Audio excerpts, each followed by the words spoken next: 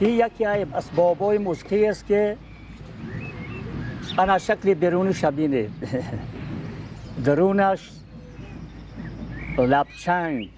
لبچنگ از دوره‌های قدیم پیدا شده است. لبچنگ با همه اسباب‌های موسیقی جور می شود و هر خیل. ولی من یک دو سه ضربه با همین لبچنگ می نوازم.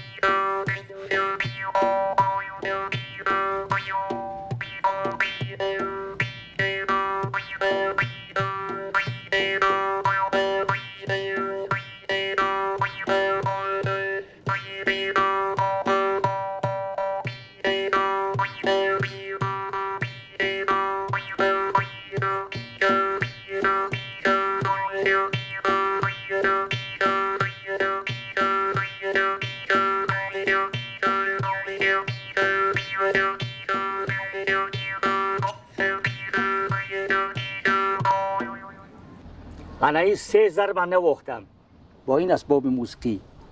این چه اسبابی است که آهنگ ساخته می شود؟ اسبابی است که اسباب‌های ضربی نمیگویند.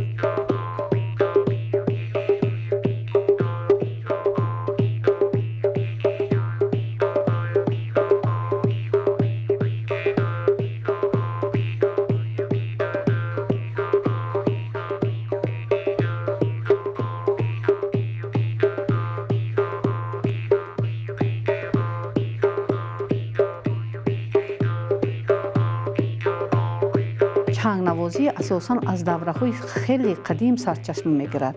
چنگ یک اسباب موسیقی است که برای جسم و جان آدم یک حلاوت میبخشد.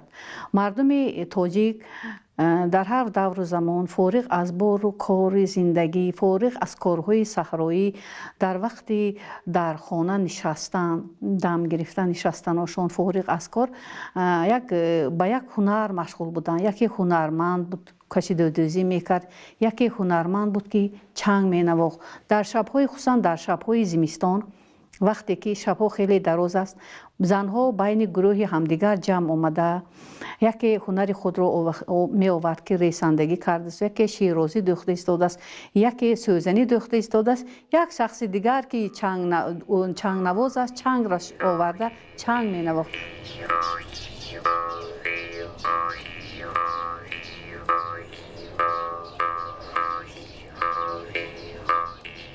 فورمی این موسیقی ملی اصیل تاجیکی به مردم یک روح الهام میبخشید و همین هنرهای خود را باز صیقل میدادند، میخواستند که باز بسیارتر شنوند.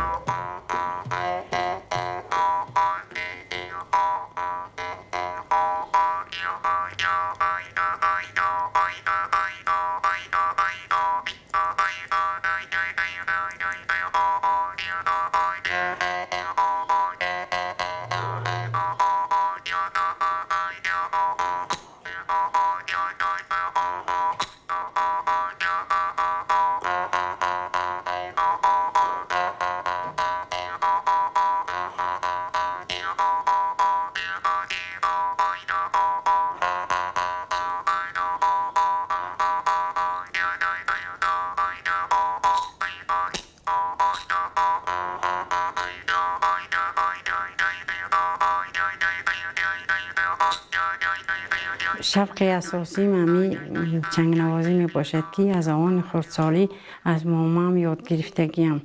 مامام آچه یاد دادگی، آچه با من یاد می دادگی. من با دخترای خود ما از نسل به نسل برای ما میراث میماند. این برای شادی و یگان جشن نوروزی، همون جشنهای رمضان و عید زنان و 8 مارس اینجا تشریف میارم. یگان وقتی برای خوشحالی چنگ می نوازیم.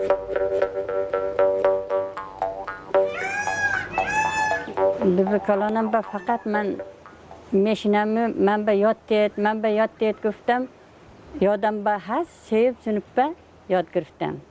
خدا شکر حاضر نیوره مانم ببین من به یک وای کنید گفته است من این کسب یاد میتیم.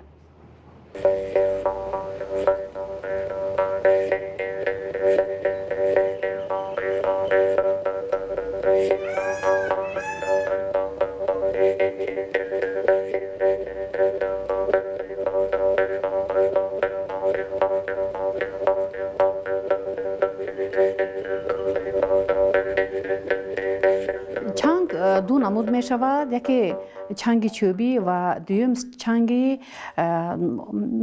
میسین و چنگ فضولاتی میگن. چنگ های چوبی رو در کدام دوره ساختن؟ در همون دوره ساختن که پیش از عصر 18 وقتی که میخواستن که یک لبچنگ باشد، موادش که نبود، هنرمند توانست از چوب سازد. از چوب یک نازکانه سازد و با وی رشته های با وی که ضرورت دارد تار از همین پوستی مهینی روده گوسفند استفاده بود و روده گوسفند و روده های بوز رو گرفته خشک کرده بریده به همون چنگ پیوست کردن و بعد نوازش در آوردن. و در عصرهای بعدینه در استخوانه های آهنگری فرمایش میدادند. آهنگر در آهنگری اسباب های آهنگری خود همین چیز را ساخت. من دو نمودی چنگ‌قوز نواختن را میتوانم. این نمودی آهسته و نمودی زودتر.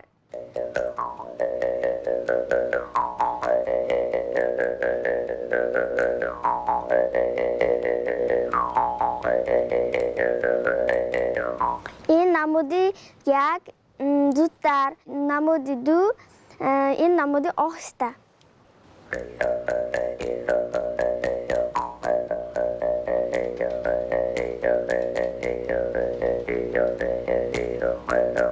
بیست پنج سال معلم سرود و موسیقی در مکتب‌های میانه کار کرده بودم.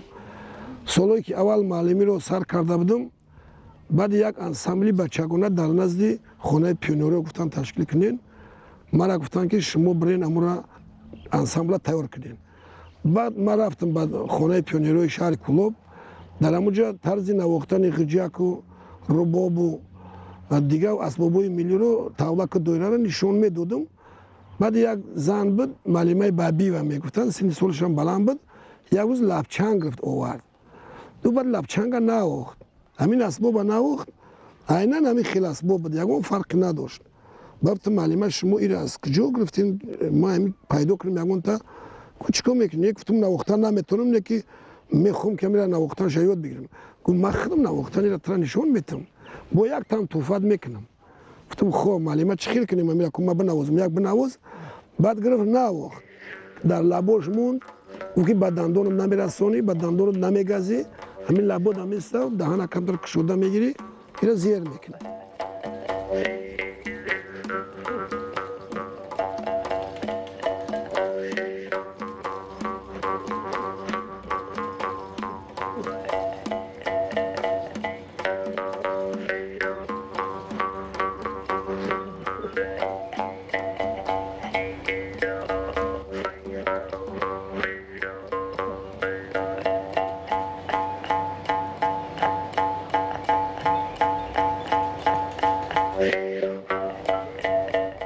خلاصه لبچنگ نوازی رو معلمه بابی و با ما آموخت. یک لبچنگ با ما توفا کرد.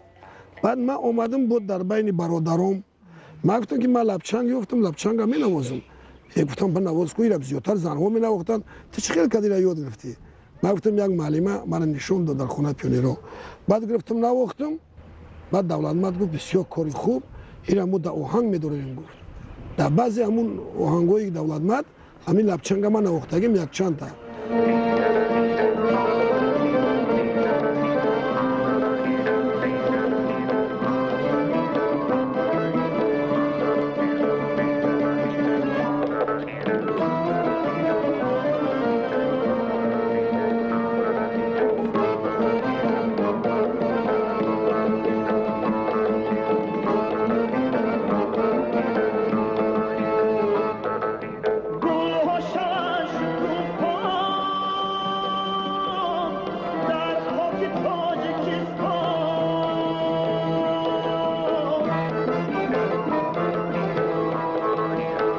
از قدیم مولایان همین لبچنگ استفاده می‌بردند. زیادتر زنها استفاده می‌بردند در مرکه‌های توی در روزهای خرسندی با همراهی طاوله که دایره می‌نواختند رقص می‌کردند. چنگ بسیار وقت ما که زنکو جمع میشوند دایره میزنند وقتی دایره زنی در همون دایره کجایی که لازم شود همون چنگ میپرتوییم. چنگ ها هستند چنگ های قدیمه انا اینوی آهنگر های خودمون میسوزند. اوزر با هستند انا چنگ های این خیله اینا با حوزر زمانند. اینا بسیارتر نفس کشی قطعی می نوازند. هست تگ دندو میمونند یا که تگ لب میمونند و نواخته میگیرند.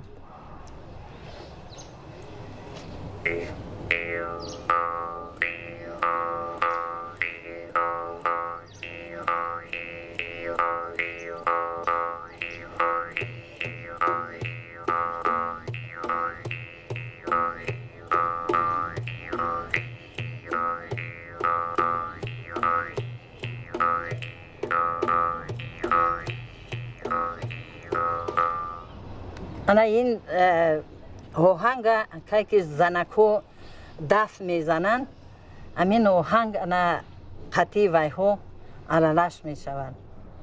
با هست فقط وی غژق قطعی هست دایره قطعی همون دایره چی می نوازند با دایره قطعی هست.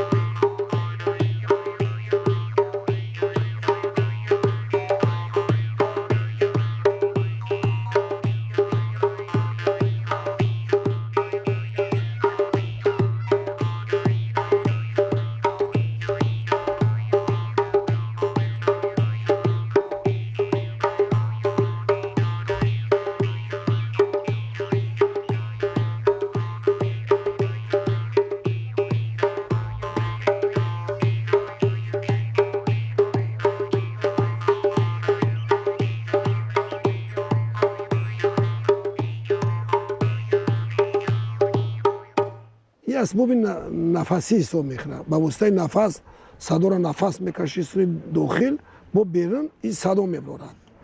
این اگر بگوی با نوتول جور کنم امی سیمای ادی میگیرن و سیما در علو گرم میکنن. بعد وقتی که گرم شد این سیم لای میشه که اینا میچکن چور کنجا میکنن. همو بعد این بینگیش نسبت به این دو تا اطراف بدگیش ایش به نهایت تنگ میکنن که وقتی که نه وقتی صدا بده.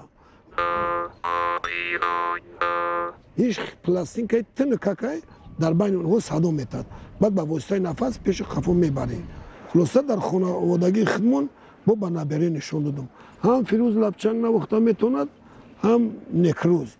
وقتی که ما نواختیم اینو ایمو عبرت میگیرن. اون چیزای قدیمی که ما میدونیم میکنیم پیدا میکنیم از مسافرو از کمپیرو میریم بیان نشون میدیم.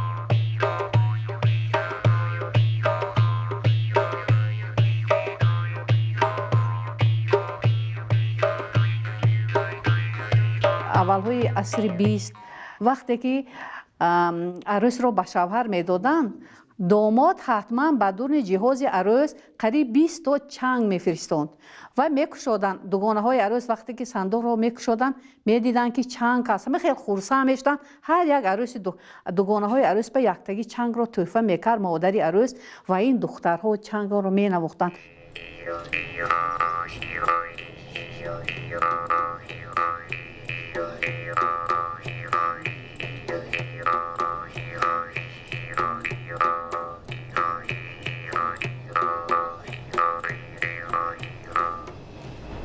انا خیلی آهنگو گوش میکنیم، یاد میگیریم، مینوازیم. این آهنگ‌ها از دوره قدیم از نسل به نسل گذشته. ماما از مامای خودش و مامای دیگر از مامای خودش و برای ما از نسل به نسل میراث مونده است.